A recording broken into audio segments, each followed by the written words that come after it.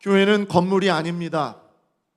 교회는 주 예수 그리스도를 구주로 고백하는 자들의 모임입니다. 우리는 이것을 너무나 잘 알고 있죠. 그래서 요즘에는요, 자기 건물 없는 교회, 이런 교회들이 점점 많아지고 있습니다. 자기 건물 없는 교회, 또 남의 교회에 교회를 또 세워요. 오전에는 이쪽 교회가 쓰고 오후에는 이쪽 교회가 쓰고, 이렇게 교회의 빈 시간들을 다른 교회가 모여서 할 수 있도록, 또 건축하지 않고 빌려서 사용하는 교회가 많습니다. 학교 강당을 빌려서요, 또 극장을 빌려서요, 콘서트장을 빌려서요, 또 카페를 빌리고, 요즘에는 또 공장을 빌리는 교회도 있어요. 공장, 참 특이하죠. 이런 교회를 빌려서 그 장소를 빌려서 거기에 교회 이름을 짓습니다. 우리 교단에도 있는 교회 이름이에요. 이름 없는 교회. 교회 이름이 이름 없는 교회예요. 특이하죠? 이름 없다라는 게 교회 이름이에요. 그리고 담 없는 교회, 그리고 건물이 아닌 교회, 뭐 별 이름들이 다 있어요. 온라인 교회, 막 이런 이름도 있습니다. 신선하죠? 한 번은 자기 교회 없이 이곳저곳에서 장소를 막 바꿔가면서 모이는 교회의 목사님을 만난 적이 있습니다. 제가 잘 아는 선배 목사님인데, 이 목사님은요, 그렇게 모인대요. 카톡으로 이번 주는 주소를 보내드리오니 이번 주는 이곳에서 모이겠습니다. 그러면 어느 카페에서 모여요. 이번 주는 어느 호텔 세미나 룸에서 모이겠습니다. 그러면 거기에 모인다는 거예요.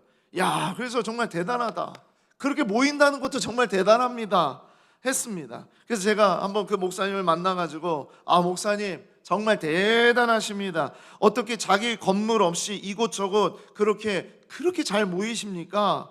건물 중심이 아니라 성도가 교회라는 이 패러다임을 계속 인식하게 만드는 정말 새로운 패러다임의 교회인 것 같습니다. 정말 대단합니다. 그랬더니 선배님이 저한테 그랬습니다.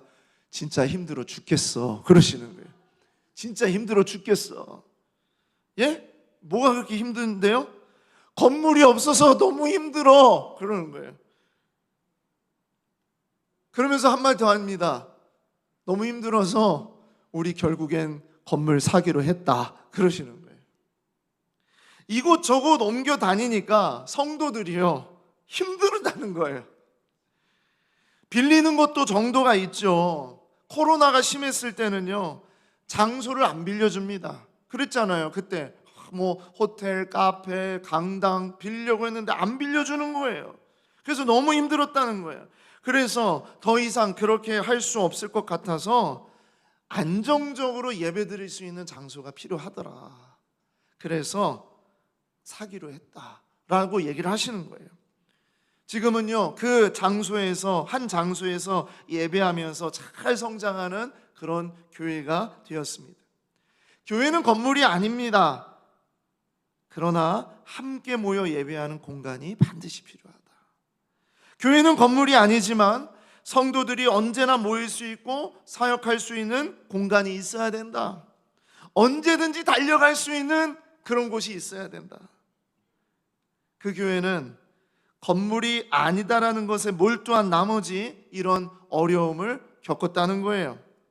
교회는요, 광야 시대 때부터 지금까지 하나님께서 우리에게 보여주신 하나님 중심, 하나님의 임재가 있는 곳으로서 가시적으로 하나님을 의지하고 만날 수 있는 장소로 보여주셨어요. 그곳에서 예배하는 삶이 이루어지도록 하셨어요. 건물이 있냐 없냐 그것이 중요한 것이 아니라 그곳이 어떤 곳인가, 하나님의 임재가 있는 곳인가, 그것이 정말 중요하다, 그것을 말씀하고 있는 겁니다. 지난 6월에 역대상 말씀을 마무리하면서 제가 한 목사님의 유언과도 같은 말씀을 나눈 적이 있습니다. 은퇴를 얼마 남지 않은 그 목사님께서 오랜 시간 목회하면서 가슴 아프게 겪었던 이야기들 후배들에게 들려주고다 했던 그 이야기 기억나시죠? 얼마 전에 그 목사님을 다시 만났는데 또 저에게 그 말씀을 하시는 거예요. 제가 잘못 생각했습니다. 교회는 건물이 정말 중요합니다. 후배들에게 이 얘기를 꼭 해주고 싶어요. 비싸고 좋은 건물, 꼭 단독 건물을 말하는 것이 아니라 온 세대가 머물면서 예배하고 자라나고 세상으로 파송받을 수 있는 그런 안전한 공간이 있는 건물, 그런 장소가 꼭 필요합니다. 자기는 그걸 준비를 못했다는 거예요. 그냥 어디든 그냥 예배만 할 수 있는 곳이면 괜찮겠다라고 생각을 했는데, 이 건물에서 정말 온전히 예배드릴 수 있는 그런 장소가 준비되어야 한다는 것을 놓치고 살았는데, 이제는 너무 늦었다. 그래서 후배들에게 꼭 이야기를 해줘야겠다 했습니다. 역대기는 이런 고민이 제대로 담겨져 있는 책이라고 생각을 합니다. 왜 포로에서 돌아온 황무지 황폐한 예루살렘으로 돌아온 이스라엘 백성들에게 성전이라는 공간이 중요했을까? 이 건물이 중요했을까? 왜 하나님은 포로에서 돌아온 백성들에게 이 성전을 바라보게 하시는 말씀을 주셨을까? 이게 중요하다는 거예요. 제가 지난번 6월에도 이 이야기를 드렸는데 다 우리는 까먹고 있기 때문에 한 번 더 트리니티 신학대학원의 강소라 교수의 글을 한 번 더 우리 한번 보도록 하겠습니다. 역대상은 하나님의 임재와 예배의 중요성을 강조한다. 하나님은 자신의 이름을 두기로 지정한 예루살렘 성전에서 자기 백성 이스라엘과 소통하기를 열망하셨다. 다윗이 언약궤를 예루살렘으로 옮기고 성전 건축을 준비하는 모습은 하나님이 백성과 함께 하시기 위한 준비 과정이었다. 이는 또한 하나님을 예배하는 공동체의 중요성을 나타낸다. 성전은 단순한 건물이 아니라 하나님의 통치와 임재를 상징하는 장소였으며, 이는 역대기 전체에서 핵심적으로 다뤄진다. 이러한 강조는 오늘날 각 성도에게 하나님의 임재를 사모하며 그와 친밀한 관계를 최우선으로 삼아야 함을 일깨운다. 성전이 하나님을 만나는 중심이었던 것처럼 우리도 예배를 삶의 중심에 두고 하나님과 동행해야 한다. 기억나십니까? 전혀 기억 안 나고 처음 읽은 것 같은 것 같아서 저도요. 그래서 다시 한번 우리가 읽어봤습니다. 왜 가시적인 성전, 건물로 하나님의 임재와 영광을 드러내셨을까?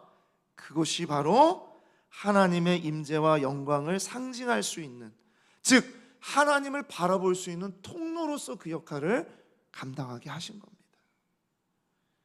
질문을 드리고 싶습니다. 자, 그렇다면 왜 성전이 중요합니까? 여러분, 왜 성전이 중요합니까? 왜 예배당, 교회당 이렇게 모이는 장소가 중요합니까? 왜 역대기에서는 성전이라는 건물을 중요하게 드러내고 있습니까? 그 건물이 웅장하고 화려하고 아름다운 장소였기 때문입니까? 많은 돈을 들여서 최고급의 재료와 최고의 기술진이 건축한 건물이기 때문입니까?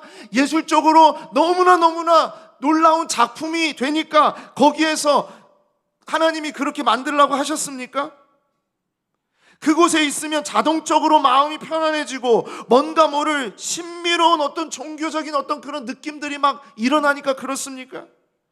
제가 예전에 우리 교회 말고요, 예전 교회에서 어느 권사님들이 와가지고 그러는 거예요. 목사님,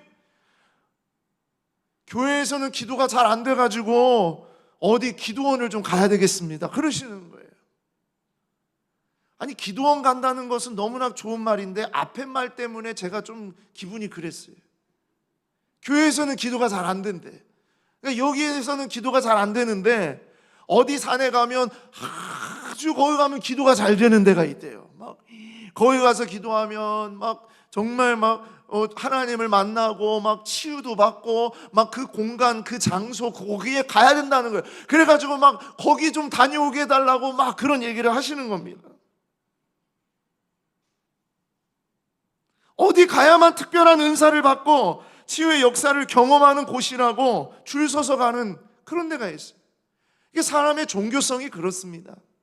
뭔가 신비스럽고 뭔가 아주 좀 종교적으로 좀 뭔가 내 마음을 정말 편안하게 해주는데, 제가 가끔씩요, 저도요 절에 갑니다. 진관사 갑니다. 이렇게 산책하다가 진관사에 한번 이렇게 가면, 진관사 어떻습니까 여러분? 가면 풍경 소리 딸랑딸랑딸랑, 그리고 예쁜 그런 시냇물이 촉촉촉촉촉, 그렇죠? 그리고 막 집들이 막 그 기와로 된 절 그 집들이 막 쫙 펼쳐져 있고, 멋있는 소나무 막 나무들이 그냥 팍 울창해 있고, 어떻습니까? 거기 가면 기도가 절로 될 것 같지 않아요? 혹시 그런 마음일까요? 그런 생각일까요? 우리 하나님은 어느 곳에서나 주님을 찾는 자들에게 임재하시는 하나님이신데, 뭔가 특별한 장소에 가서 그것만, 그런 데가 있으면 거기는 되고 여기는 안 되고, 이런 마음이 우리에게도 일어날 때가 있습니다. 아니라는 거예요. 그렇죠? 그런 마음 가지면 안 된다는 거죠. 제가 처음 영광교회에 부임하기 전에 이 교회에 설교를 하러 왔을 때요, 쫙 오는데 교회 옆에 너무나 멋있는 놀이터가 있는 거예요. 바로 우리 뒤에 있는 놀이터. 이야, 영광교회는 놀이터도 만들어 놨구나, 이렇게 생각을 했어요. 너무너무 기뻤어요. 그래서 와가지고 이제 들었지만 우리 건 아니지만 우리 것처럼 사용할 수 있는 그런 놀이터 아닙니까? 그러니까 막 이 놀이터에 막 놀이기구들도요, 야, 부산에 있는 놀이터하고 좀 다른 것 같았어요, 느낌상. 예. 그래서 막 야, 너무 좋다 했는데, 더 좋은 게 뭐냐, 제 딸이요 11살에 4학년이 되어서 이제 부산에서 이사를 와야 되잖아요. 그러니까 제 딸이 이제 이곳으로 와야 되는데, 제 딸이 너무너무 좋아하는 게 뭐냐, 놀이터에서 노는 걸 너무 좋아했어요. 그래서 이걸 보면서 정말 너무 좋다, 그래가지고 4학년이 돼서 이제 왔는데 어떤 놀이를 하냐면 괴물 놀이를 합니다. 저는 괴물이 되고 저희 딸은 공주예요. 그래서 공주는 막 도망쳐야 돼요. 그리고 저는 괴물이 돼서 으아 으아 하면서 막 따라다닙니다. 그러면요, 놀이터를요 셀 수 없이 뜁니다. 정말 셀 수 없이 뛰어요. 뛰고 막 그네로 갔다가 미끄럼틀로 올라갔다가 뭐 정글짐 같은 데도 올라갔다가 뺑뺑이 막 도는 데로 갔다가, 제가 달리기로 잡겠어요? 못 잡겠어요? 충분히 잡죠. 충분히 잡는데 어떻게 합니까? 잡을 것처럼 갔다가 아이고 못 잡겠다, 아이고 못 잡겠다 그러면 저를 쳐다보고서 막 깔깔깔깔 웃는 거예요. 여기 있지롱 막 이러면서.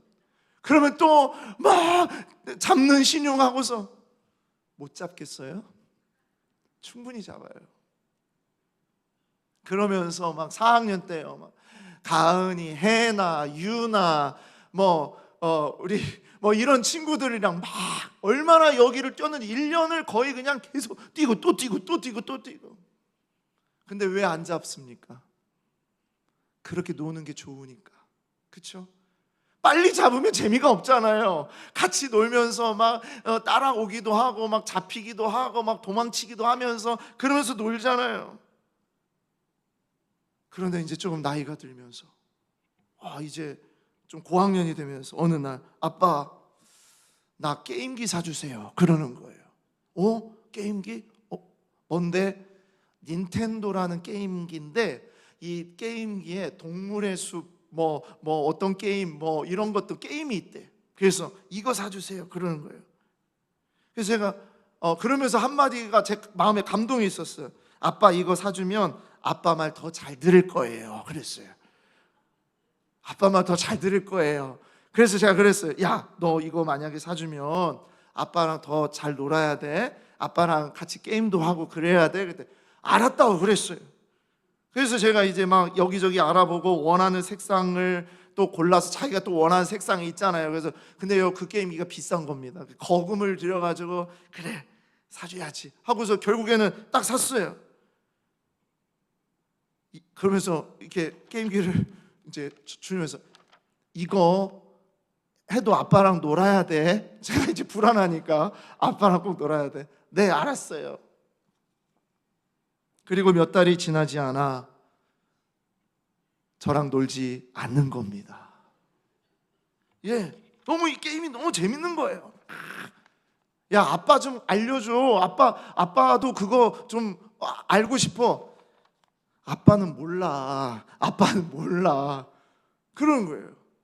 야, 그렇게 되면서 이제 제가, 야, 우리 나가서 괴물놀이 하자. 야, 우리 같이 자전거 타자. 야, 우리 뭐 먹으러 가자. 아니, 안 가. 아니, 안 가. 아니, 안 가. 정상이죠, 그게. 당연히 시간이 지나면, 그렇죠, 관심사도 달라지고 그래, 정상이지만 아빠의 입장에서는 같이 있고 싶고 같이 얘기하고 싶고 같이 놀고 싶었던 그런 마음이 이제는 더 이상 어쩔 수가 없는 거예요. 늘 사랑스러운 제 딸입니다. 시간이 지나서 또 다른 걸 사달라고 할 때는 또 그때는 와요. 아빠 옆에 와요. 아빠, 이거 사주면 말 잘 들을게요. 또 그래요. 그러면 너 지난번에 약속 어겼잖아. 이러면서 안 사줄 수 없잖아요. 또 그런 마음이 있으면 또 그래, 알았어. 또 몰라주는 척하고 그러면서 또 사주고, 그러면 또 그 다음에는 또 나는 또 멀어졌다가, 그리고 또 뭐 필요하면 또 가까이 와서. 그게 정상인데, 물론 제가 잘 놀아주지 못하는 부분도 분명히 있습니다. 그런데 그런 느낌을 받게 되는 겁니다. 한 번은 그런 모습을 보면서 제가 그런 생각을 해봤어요. 우리가 하나님께 그런 모습일 수 있겠구나라는 생각을 했어요. 우리가 무엇인가를 간절히 원합니다. 기도합니다. 부르짖습니다. 그거 달라고 막 요청을 해요. 그래서 막 말도 잘 듣고요. 주님이 기뻐하시는 일을 하겠다고 막 약속합니다. 그렇게 하면서 하나님, 우리에게 이거 주세요. 하나님, 우리에게 자동차 주세요. 그러면 제가 교회 잘 섬길게요. 하나님, 우리에게 집을 주세요. 그러면 우리 성도들 늘 초대하고 우리가 이렇게 할게요. 하나님, 건강 주세요. 그러면 제가 열심히 이렇게 주님을 위해서 살겠습니다 하면서 막 하나님 앞에 뭐 달라고 우리가 합니다. 그러면요, 사랑이 많으신 하나님은 주십니다. 주세요. 그래서 이게 하나님께서 그걸 통해서 하나님을 더 의지하고 하나님을 붙잡고 우리가 그렇게 나아가야 할 그때에 점점 하나님과의 관계가 멀어지면서 나는 나에게 주신 그것에 내가 빠져버릴 때가 있다는 거예요. 점점 하나님이 밀려납니다. 그렇게 찾았고 그렇게 매달렸던 하나님을 뒤로하고 내가 붙잡고 싶은 것에 정신이 없는 거예요. 그러면서 나중에 그러는 거예요. 하나님께서 말씀하시고 하나님께서 기도하고 하면서 하나님이 교제하기를 원하시는데, 하나님, 저 지금 바빠요. 하나님, 저 지금 너무 힘들어요. 할 일이 너무 많아요. 지금 저는 그런 거 할 시간이 없어요. 그게 딱 제 모습이더라고요. 차도 주시오, 집도 주시오, 가정도 주시오, 건강도 주시오, 물질도 주시오. 기도할 때마다 하나님, 그것에 하나님께서 그것을 이루어 주시고 응답하시고 역사해 주시는데, 나는 거기에 빠져서 그것을 주신 분은 이제 별로 그렇게 중요하지 않아. 역대기의 말씀이 바로 우리에게 그걸 말하고 있습니다. 하나님은 인간의 마음을요, 이런 마음들을 너무나도 잘 아시기 때문에 오늘 말씀 속에서 하나님이 꼭 하고자 하시는 그 말씀을 우리가 들어야 돼요. 성전, 정말 하나님께서 성전을 주셨어요. 너무나도 멋진 성전을 주셨어요. 화려한 성전을 주셨어요. 너무나도 큰 성전을 주셨어요. 솔로몬이 지은 성전, 세상에서 가장 아름다운 집 지었어요. 그런데 하나님은 그 집으로만 하나님이 주신 것이 아니라 그 집을 통해서 하나님이 무엇을 원하시는지를 그걸 알려주시는 거예요. 그걸 붙잡아야 되는 거죠. 자, 여러분, 다윗이 그토록 원했던 것이 성전 건축 아니었습니까? 그래서 다윗은 성전 건축을 할 수 없으니까 그 일을 아들 솔로몬이 대신 이루지 않습니까? 다 아시죠? 솔로몬의 통치 기간이 40년이었습니다. 40년 중에 하나님의 성전과 그리고 자기 궁궐을 짓는 그 해가 20년을 지었어요. 왕의 자리에서 반 이상을 하나님의 집을 짓고 자기 궁궐을 짓는데 사용했습니다. 그만큼 하나님께서 솔로몬을 기뻐하시고 축복하신 거죠. 사실은 다윗의 마음을 기뻐하시고 솔로몬에게서 이루어 주신 것이지만요, 그러나 그 모든 시간 안전하고 평안하고 그렇게 또 하나님께서 물질의 축복을 주셨기 때문에 솔로몬이 이 모든 것들을 지을 수 있었죠. 그리고 솔로몬은 하나님의 집 성전 건축을 완료했습니다.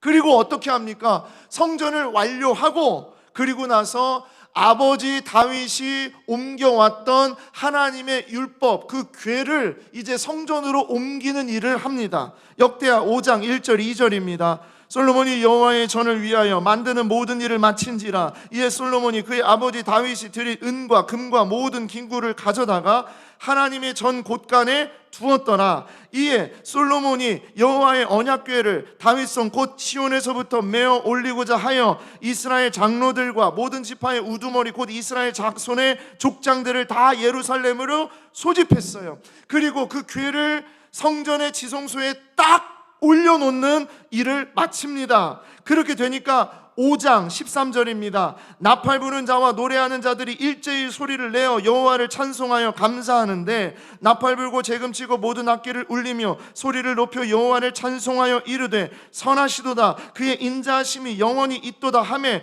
그때 여호와의 전에 구름이 가득한지라. 하나님의 영광이 이 성전 가운데 가득한 거예요. 성전을 다 짓고 그 지성소에 여호와의 언약의 궤를 가져다가 딱 놓고 그리고 나서 다 같이 찬송하면서 예배하고 제사를 드리니까 하나님께서 하나님의 구름으로 그 성전을 가득하게 채워주십니다. 하나님이 이 성전을 택하셨고 하나님이 이 성전을 기뻐하신다는 뜻이에요. 그래서 첫 번째 하나님의 응답으로 구름으로 응답하세요. 구름으로 금요일에 말씀을 드렸는데 쉐카이나 하나님의 영광을 그 하나님의 영광의 임재를 나타내는 구름을 성전에 가득 내려주십니다. 얼마나 기쁜 일이겠습니까? 자, 그리고 나서 솔로몬이 봉헌의 기도를 드립니다. 하나님 앞에 찬송을 하고 봉헌을 올리고 이 기도를 딱 드리니까 놀라운 일이 벌어집니다.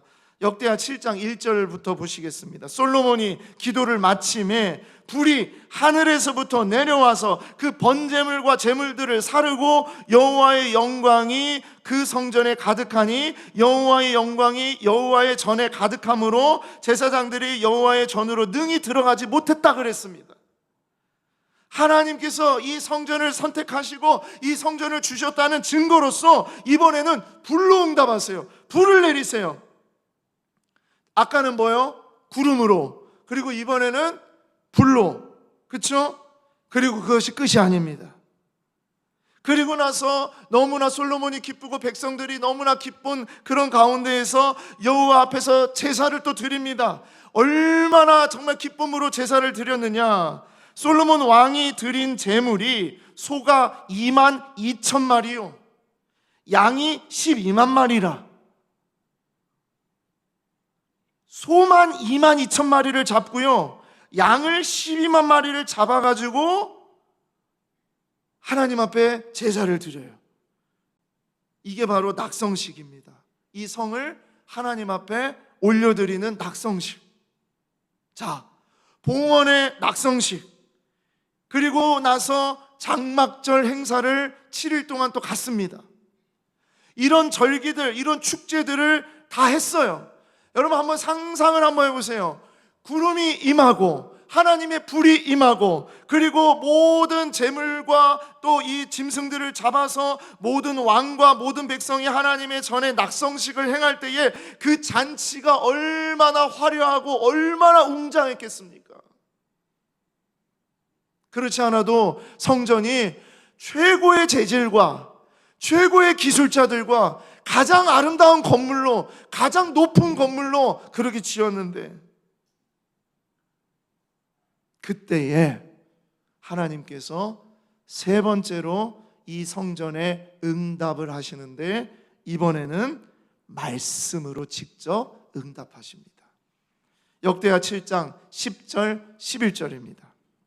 일곱째 달 제 23일에 왕이 백성을 그들의 장막으로 돌려보내매 백성이 여호와께서 다윗과 솔로몬과 그의 백성 이스라엘에게 베푸신 은혜로 말미암아 기뻐하며 마음에 즐거워하였더라. 잘 보세요.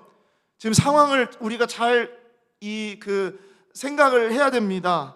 지금 이 백성과 왕은요, 완전히 기쁨으로 도취되어 있어요. 너무 기뻐요. 이 축제가요, 지금 여기 성전 앞에서만의 축제가 아니라 기쁜 마음으로 자기 집으로 다 돌아가서 이 축제를 계속 이어서 가는 거예요. 너무 행복한 거예요.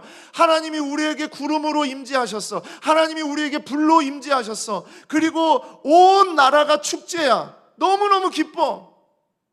자, 그런 가운데에서 11절 보십시오. 솔로몬이 여호와의 전과 왕궁 건축을 마치고 솔로몬의 심중에, 자, 솔로몬의 마음속에 여호와의 전과 자기 궁궐에 그가 이루고자 한 것을 다 형통하게 이루니라. 이 말은 뭐냐면 자기 마음속에, 야, 이제 다 됐다, 다 이뤘다, 이 정도 했으면 정말 이건 정말 충분하다, 그 기쁨으로 완전히 지금 도취되어 있었다, 그 얘기입니다. 자, 그런데 그날 밤 하나님은 기쁨에 도취되어 있었던 솔로몬에게 나타나셔서 절대 잊어서는 안 될 중요한 하나님의 그 마음을 전하십니다. 이게 정말 이제 중요한 거예요. 세 번째로 하나님께서 응답하셨는데 직접 말씀하세요. 구름으로, 불로, 그리고 이번에는 직접 말씀하세요. 자, 그것이 무엇이냐?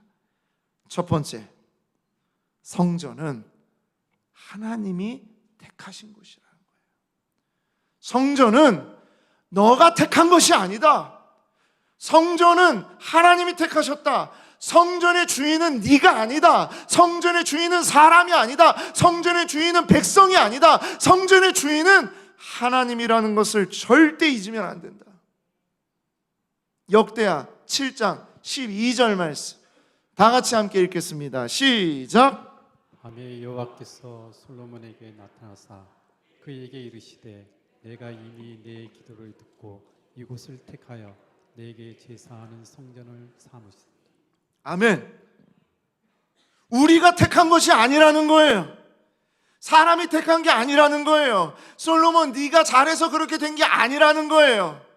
하나님이 택하셨다. 하나님이 하셨다. 하나님이 주인이시다. 그 말씀입니다. 이거 놓치면 끝나는 거예요.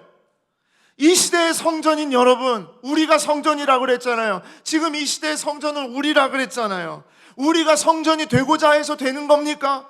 제가 늘 말씀드리지만 내가 예수 믿고 싶어서 믿은 줄 알아요? 아니요. 믿고 보니 나중에 신앙생활해서 보니까 하나님이 나를 택하신 것이었어요. 하나님이 나를 사랑하신 것이었어요. 하나님이 나를 먼저 보신 것이었어요. 하나님이 우리를 먼저 택하셨고 우리를 성전으로 삼아 주셨기 때문에 내가 성전이 된 거예요. 이 정체성이 흔들리면 안 되는 거죠. 근데 왜 솔로몬한테 이 얘기를 하실까요? 사실 이미 너무 화려해, 너무 웅장해, 너무 물질로 가득 찼어. 여러분, 우리 역대하의 말씀을 계속 읽어가면서 느껴지지 않나요? 은은 없어요. 금이 너무나 많고 그냥 금이 그냥 돌멩이처럼 많다는 얘기예요. 그리고 예루살렘의 거리에 있는 나무들이 백향목이 뽕나무 같았다. 거기에는 백향목이 없는 땅이죠. 무슨 얘기입니까? 최고의 것들이 지금 예루살렘에 가득하다는 얘기예요. 얼마나 부강하고 얼마나 잘났고 얼마나 최고의 지금 전성기를 보여주고 있는가, 그걸 얘기하고 있어요. 여러분, 그때에 반드시 사단의 괴계와 술수가 그 속으로 들어오죠. 솔로몬이 뭔가를 할 줄 알아서, 솔로몬이 지혜가 있었으니까, 이런 능력이 이 나라에 있었으니까, 이런 힘이 우리에게 있었으니까, 하나님이 첫 번째로 말씀하시는 건 이곳을 택하여 내게 제사하는 성전을 삼았다는 거예요. 하나님이 성전의 주인 되시고, 하나님이 나의 주인 되시고, 나에게 하나님이 이 성전을 허락하셨다는 것을 놓쳐버리면 여러분, 그거는 우린 죽는 거고 한국교회는 거기서 끝나는 겁니다. 두 번째로 주님은 이렇게 말씀하시죠. 성전은 응답받는 곳이다. 응답하시는 곳이다. 우리의 기도를 응답하시고, 우리의 간구를 응답하시고, 우리의 회개에 응답하시고, 성전은 그런 곳이라는 거예요. 역대하 7장 14절, 내 이름으로 일컫는 내 백성이 그들의 악한 길에서 떠나 스스로 낮추고 기도하여 내 얼굴을 찾으며 내가 하늘에서 듣고 그들의 죄를 사하고 그들의 땅을 고칠지라. 이제 이곳에서 하는 기도에 내가 눈을 들고 귀를 기울이리니 이는 내가 이미 이 성전을 택하고 거룩하게 하여 내 이름을 여기에 영원히 있게 하였음이라. 내 눈과 내 마음이 항상 여기에 있으리라. 아멘.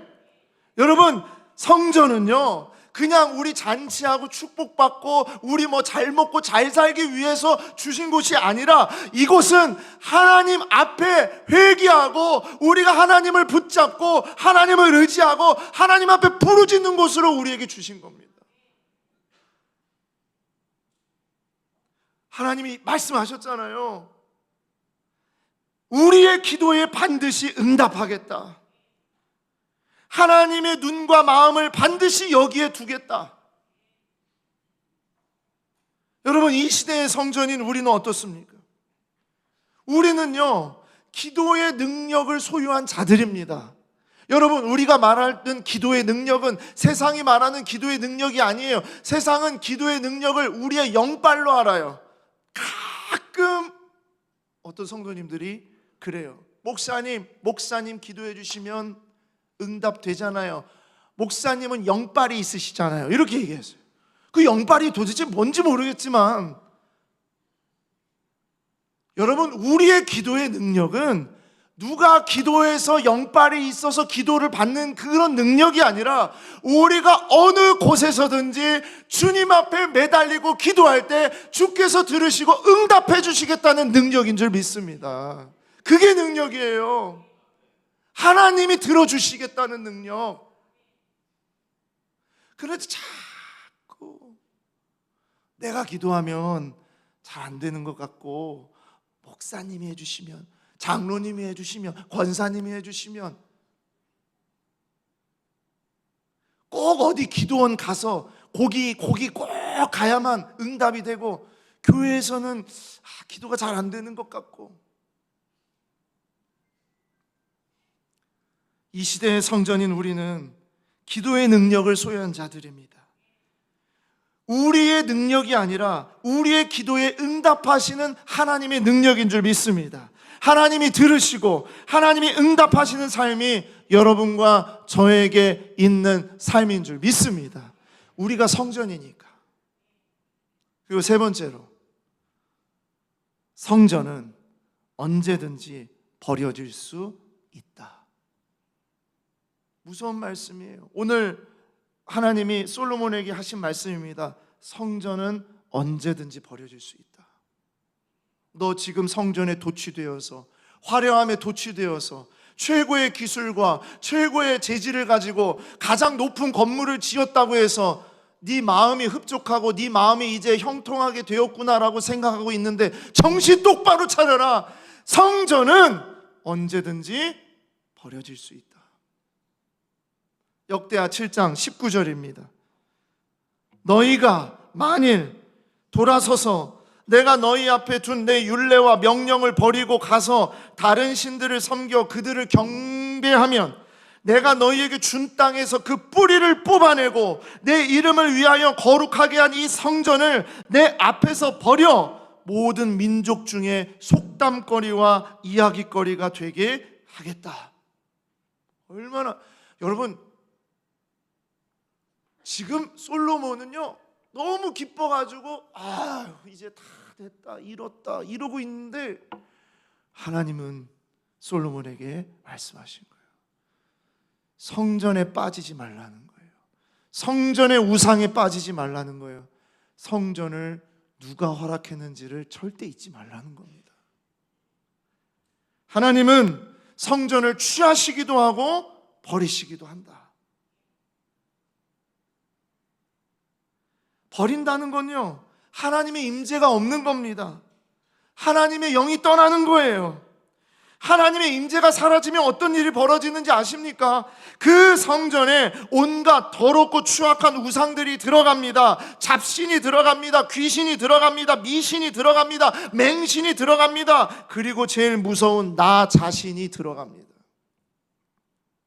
성전 건축했다고, 잘 지었다고, 야 이렇게 됐다고, 이게 있다고 다 된 것이 아니다. 말씀대로 순종하지 아니하면 하나님은 언제든지 그 성전을 떠나신다. 성전이 영원한 것이 아니다. 성전 그 자체가 영원한 것이 아니다. 성전에 임재하시는 하나님께서 영원하신 것이다. 절대 착각하면 안 돼요. 화려한 성전이 중요한 것이 아닙니다. 세상에서 떵떵거릴 수 있는 성공하는 멋진 의리의리한 그런 것이 우리에게 자랑이 아닙니다. 그 안에 임재하시는 하나님이 안 계신다면 그 건물은 인간의 온갖 정욕으로 가득한 추악한 쓰레기통이 될 것입니다. 이 시대의 성전인 우리가 그럴 수 있어요. 이건 우리를 향한 이야기입니다. 교회 건물만 다닌다고, 내가 이제 교회 생활한다고, 교회 다닌다고 하나님의 능력이 저절로 그냥 막 나타나지고 그런 게 아니라는 거예요. 예배당 왔다 갔다고, 교회에서 어떤 봉사했다고, 어떤 훈련을 받았다고, 성경을 얼마나 많이 읽었다고 그것으로 그렇게 되는 것이 아니라는 거예요. 우리에겐 어떤 능력도 어떤 자랑할 것도 없어요. 하나님이 우리를 그렇게 인도하셨고 그것을 통해서 하나님을 만나고 하나님의 임재를 누리고 하나님의 영광을 바라보게 하시는 하나님의 마음을 붙잡아야지, 그렇지 않고 화려한 성전에 빠져버리면 그것은 어떻게 되는 것인가? 역대하 말씀, 이제 솔로몬 이후에 예루살렘 남유다의 왕들이 이제 멸망하기까지의 모든 이야기들이 이제 쭉 이어집니다. 우리가 지금 그것을 계속 묵상하고 있죠. 이 역대하가 말하고자 하는 게 뭡니까? 그 의리의리하고 그 화려하고 그 아름답고 정말 거기 있으면 저절로 축복받을 것 같은 그 성전에 하나님의 영이 떠나시는 것을 보여주시는 거예요. 얼마나 무서운 일인지 모르죠. 사랑하는 성도 여러분, 오늘 말씀을 맺으면서 다시 한번 여러분들에게 질문하고자 합니다. 성전이 왜 중요합니까? 왜 성전이 중요합니까? 크고 화려하고 자랑할 것이 많기 때문입니까? 금은 보석이 가득하고 축복을 보장받는 장소이기 때문입니까? 우리의 스펙이 쌓여있기 때문입니까? 우리의 성공과 명예와 인기와 자랑할 것들이 있기 때문입니까? 우리의 힘이 있기 때문입니까? 우리가 뭔가를 움직일 수 있는 어떤 권력이 되기 때문입니까? 아닙니다. 그러한 화려함에 빠지면 하나님을 잊어버리고 정신을 놓아버리는 쓰레기통이 될 수밖에 없습니다. 성전은 하나님께서 우리를 만나주시고 우리가 죄악 가운데에서 우리가 정신 못 차리고 살아갈 때 언제든지 다시 달려갈 수 있고 언제든지 다시 주님을 부르짖을 수 있고 그렇게 기도할 수 있는 응답하시는 곳이고, 하나님께서 주인 되시는, 하나님이 내 삶의 모든 것을 주관하시는 주인 되심이라는 것을 알게 하시는 도구예요. 그게 성전이에요. 화려한 성전이 중요한 것이 아니라 그곳에 계신 하나님입니다. 하나님을 붙잡는 겁니다. 이 시대의 성전인 여러분, 여러분은 여러분의 성전에서 하나님의 임재와 영광을 사모하고 있습니까? 오늘도 하나님 나를 불쌍히 여겨달라고, 하나님의 눈과 하나님의 마음이 오늘도 이 성전에 있음을 믿습니다 고백하면서 나의 삶은 결코 내가 살아가는 것이 아니라 나의 주인 되신 하나님이 살게 하시는 것이고, 오늘도 하나님이 나에게 축복해 주셔서 사는 것이고, 오늘도 이 성전을 통해서 주님을 만나는 것이고, 이 성전을 통해서 주님의 마음을 아는 것인데, 그것이 아닌 다른 것에 취해서 허우적거리고 있진 않습니까? 장난감을, 게임기를, 또 내가 원하는 것을 얻었다고 해서 그것에 빠져서 그것을 주신 분과의 교제를 우리는 멀리하고 있진 않습니까? 하나님을 만나고 하나님과 친밀한 사귐을 가지라고 주신 이 성전에서 딴 생각하고 딴 우상을 섬기는 일을 서슴없이 하고 있지는 않습니까? 오늘 이 말씀을 기억하면서 우리가 다시 한번 하나님의 마음이 무엇인지를 붙잡기를 원합니다. 하나님은요, 역대하 7장 14절에서 16절까지 오늘 이 말씀 마지막으로 함께 읽고 마치도록 하겠습니다. 이 말씀을 읽을 때 하나님이 여기에 내가 성전의 주인이고, 이 성전을 통해서 내가 너를 만났고, 내가 너의 기도에 응답하고, 내가 너를 축복하는 것이고, 이 성전의 주인이신 그분이 뭐라고 말씀하시는지를 우리 마지막으로 한번 다 같이 읽도록 하겠습니다.